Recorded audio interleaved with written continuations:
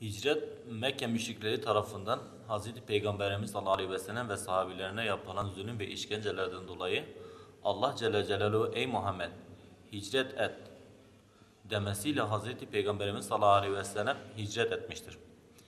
Bu olayı biz Müslümanlar da güzel bir şekilde ve o günkü zulüm ve işkenceleri göz önüne alarak ve o duyguyla güzel bir şekilde ihya edelim. Misal, em bir vakti em iru memleket xatta nekarin ku tişta Xuda guti em wê tiştê em pêk bînine.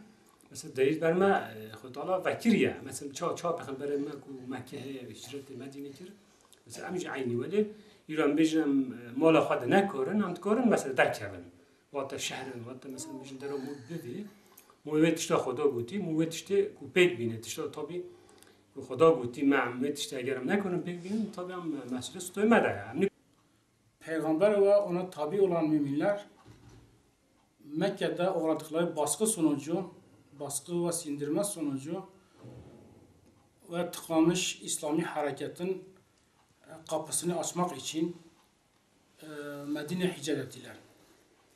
Bir nevi hicret, Mekke'de tıkanmış İslami hareketin kapısını açmak için Medine'ye hicret ettiler.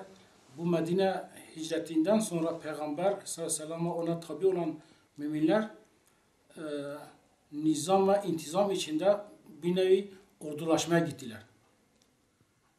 İslami hareketin temellerini ve altyapısını oluşturdular Medine döneminde.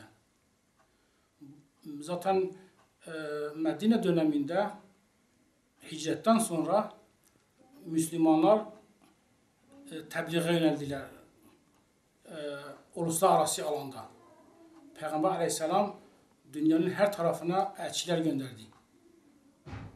Bununla birlikte İslam gün geçtikçe gelişti.